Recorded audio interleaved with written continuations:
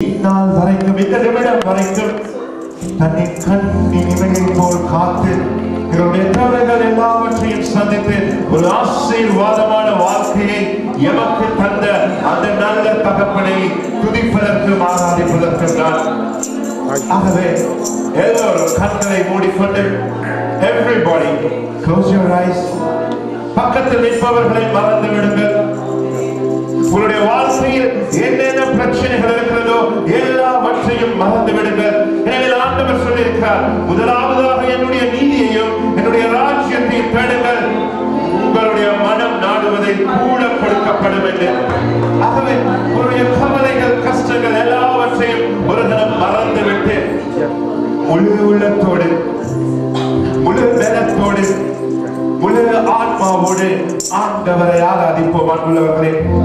எனவே ஆண்டவர் சொல்லியிருக்கிறார் எங்கே என்னுடைய நாமம் உயர்த்தப்படுகிறதோ எங்கே என்னுடைய நாமம் பிரஸ்தாபம் பண்ணப்படுகிறதோ அந்த இடத்திற்கு உன்னிடத்தில் இறங்கி வந்து உன்னை ஆசீர்வதிக்கவே ஆசீர்வதிப்பேன் என்று இந்த காலை வேளையில் கர்த்தருடைய ஆசீர்வாதம் உங்களுடைய உள்ளாத மனிதனுக்கு தேவையாக இருக்கிறதா?